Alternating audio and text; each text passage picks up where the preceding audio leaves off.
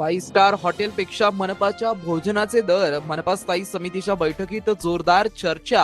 चहा नाश्ता भोजनाचा प्रस्ताव तुर्तास स्थगित. शहरातील फाइव्ह स्टार हॉटेलमध्ये असलेल्या जेवणाचा दर हे सारखाच मनपा प्रशासनाचं दरपत्रक असल्याचा आरोप करत स्थायी समितीच्या बैठकीमध्ये या विषयावरती जोरदार चर्चा झाली आहे. सभापती अनिल मकरे यांनी सदस्यांच्या भावना लक्षात घेऊन सदर प्रस्तावाला तुर्तास स्थगिती दिली आहे. महानगरपालिकेच्या सर्वसाधारण सभा आणि इतर कार्यक्रमात चहा नाश्ता आणि भोजनाकरिता वार्षिक 35 लाख रुपयांचा खर्चाचा प्रस्ताव प्रशासनाकडून स्थायी समितीच्या बैठकीत ठेवण्यात आला होता. याविषयी माध्यमांनी अगोदरच दरविषयी बातम्या प्रसिद्ध केल्या होत्या. गुरुवारी झालेल्या बैठकीत यावर जोरदार चर्चा झाली. भाजप नगरसेवक राजगौरव वानखेडे यांनी हा मुद्दा उपस्थित करत शहरात असे कोणते दर आहेत ते मोठ्या 3 स्टार हॉटेल सारखे जेवणाचे रेट आकारत आहे. यावर भाजपा नगरसेविका माधुरी अदवंते यांनी सुद्धा प्रशासनाकडून देण्यात चहा नाश्ता व भोजन यांचे दर एखाद्या मोठ्या 5 स्टार हॉटेल सारखे आहेत. यावरती प्रशासनाकडून अतिरिक्त आयुक्त कल्पिता पिंपळे यांनी प्रशासन स्थानिक बाजारपेठेतून असे दर भाव मागितले होते त्याप्रमाणे समिती समोर ठेवले असल्याचा खुलासा केला. यावर जोरदार चर्चा होऊन सभापती अनिल मकरे यांनी सदस्यांचा भावना लक्षात घेऊन सदर प्रस्ताव स्थगित केला. 30 रुपये, नाश्ता 70 रुपये आणि जेवण 590 रुपये, तरी याचा रिवाइज दर देऊन पुढच्या मीटिंग मध्ये हे ठेवण्यात यावी ही माझी सभागृहाला विनंती. ठीक आहे. बोला बोलले का? बरोबर बोला ना. हा पेंडिंग असेल ते. माननीय सभापती महोदय, माननीय आयुक्त, प्रशासनाने हा जो प्रस्ताव ठेवला, मला असं वाटतं हे जे दर अंदाजपत्र मागवलेले आहे त्याच्यामध्ये लिहिलेलं आहे की दर आपण मागवतोय 70 रुपये. आपण 5 स्टार हॉटेलमध्ये नाही, ते सर्वसामान्य महानगरपालिका आहे.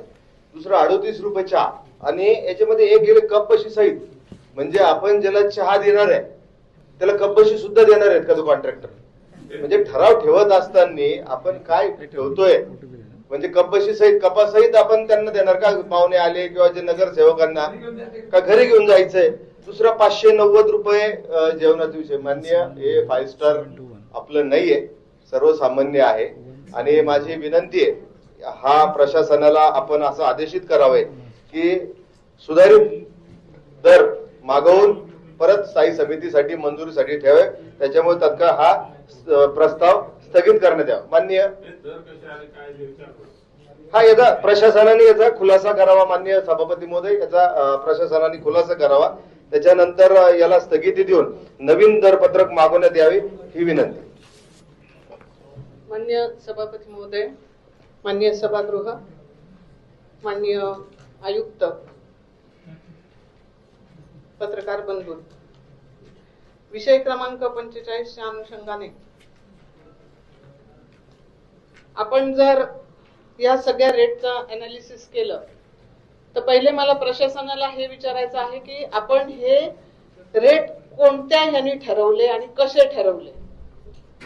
म्हणजे आपण जे अंदाजपत्रक मागवलंय असं आम्हाला कानावर आलंय, तर हे आपण 5 स्टार हॉटेल कडनं अंदाजपत्रक मागवलंय का? हे अंदाजपत्रक कुठून मागवलं, ही एक पहिली गोष्ट. दुसरी गोष्ट, मी आता सहज हे रेट आणि जर आपण जे 5 स्टार हॉटेल म्हणतो त्यांचे रेट मी जरा चेक केले. आपल्या इथलं प्रसिद्ध याची रेट अशी आहे की 2 लोकांसाठी 2000 रुपये जेवणासाठी आहे. 2 लोकांसाठी म्हणजे 1000 रुपये एकासाठी.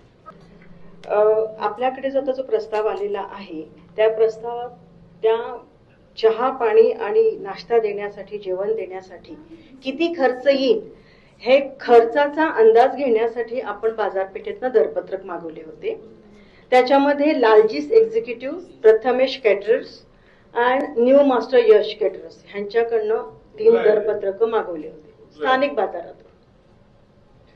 आणि ह्यानंतर ई निविदा प्रक्रिया करण्यात येणार होती. तर ह्याचं मंजुरी घेण्यासाठी, ह्या खर्चाला मंजुरी घेण्यासाठी हा प्रस्ताव इथे सादर करण्यात आलेला आहे. माझं काय म्हणणं आहे, तुम्हाला तर पटलं काय प्रस्ताव ठेवलं तुम्ही, तुम्हाला पटलं काय? पटलं का तुम्हाला हे? पुन्हा मागवले. ठीक आहे, पुन्हा मागवलं. ठीक आहे, जाऊ द्या. पुढच्या वेळेस ठेवू त्याला, तोपर्यंत होते ते बंद करायचं. मित्र पुढचा 46 रस्त्यावरील खड्डे बुजवण्याचं काम करण्यात आलं नाही, त्यावर स्थायी समिती सभेत जोरदार चर्चा करण्यात आली. खड्डे बुजवण्याचे आदेश देऊनही काम झालं नाही, यावर प्रशासनाला चांगलंच धारेवर धरण्यात आलं. तर महाराणा एजन्सीला देण्यात आलेले अतिरिक्त 22 कोटी रुपयांचा प्रश्न या सभेत देखील चर्चीला गेला. अतिरिक्त आयुक्त रणजित पाटील पाणीपुरवठा कामादरम्यान झालेल्या रस्त्यावरील खड्डे बुजवण्याबाबत माहिती दिली, तर ड्रेनेज लाईनशी संबंधित देखील त्यांच्याकडून माहिती देण्यात आली आहे. त्या उपरही अजून काही एचओडी येत आहेत किंवा येतो असं त्यांचा फोनवरून मेसेज आहे. तर अशा प्रकारची दिरंगाई योग्य नाही.